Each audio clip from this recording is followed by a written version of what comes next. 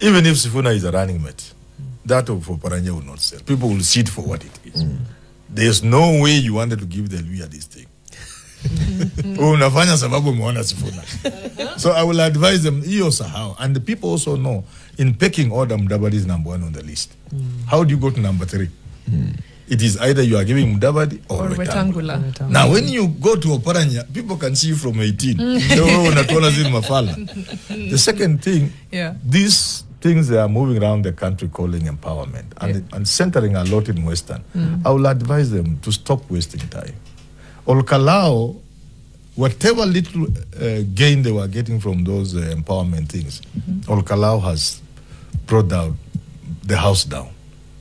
Now when you give people money, it will not help you at all. Has it, because is Olkalao really the not litmus test, the standard for how every other voting bloc will behave? Because they have been known historically to just go against the grain and to vote this the way was they want. dramatic. Waliaibisha Moi, wameaibisha Ruto. They are known to do that. No, this was dramatic. This was dramatic. And you see, these people in the power rarely get advice. They allow this game to play out as Ruto versus Gachagua. And then government descended with things nobody has ever heard of before. Gas cookers. including boats. Yes. Those excesses. And then you lose. It must become a national story. So this is going to have serious impact across the country. It's not like it's been there before. Kipipiri was there. But this was excessive. And then it was Ruto versus Gachagua, which was wrong. That's what they should have managed. They should have supported a candidate kichini.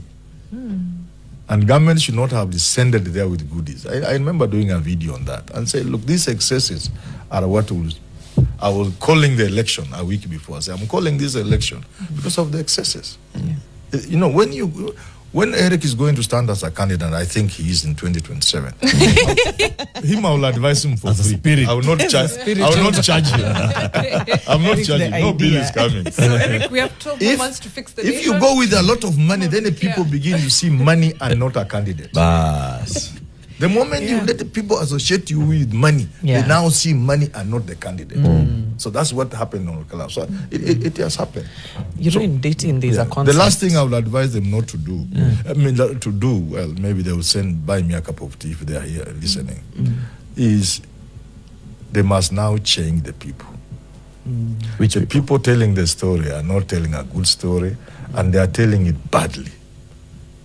So if I said some times back after Olkalao, I think some people should be stopped at the gates of State House.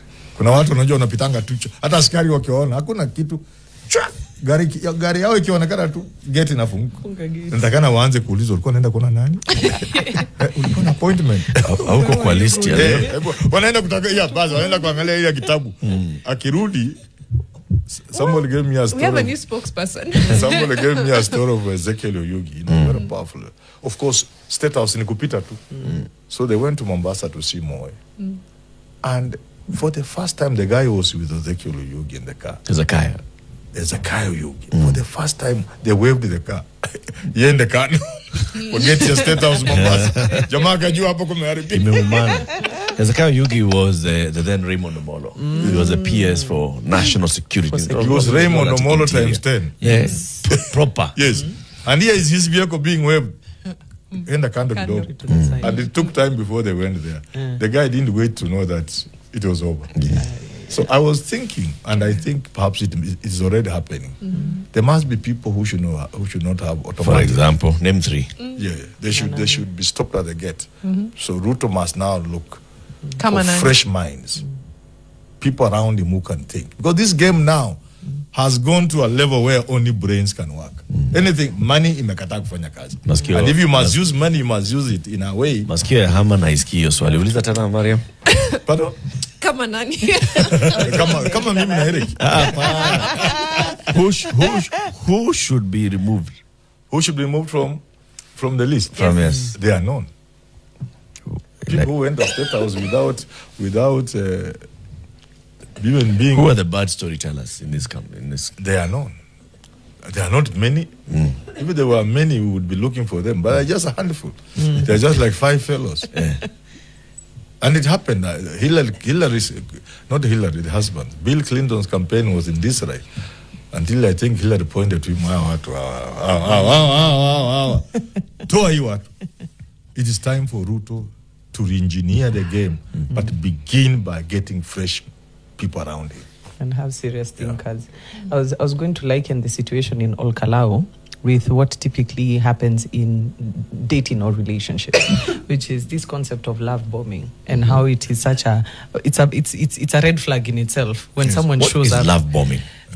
Bombing you with stuff, with affection, with money, with things. It's almost as if it's a gift. There's something that guy is trying to. Yeah, it's almost supposed to blind you to something, or just take your attention away from something. So too much love is suspicious. It's very suspicious, especially when there's something at stake.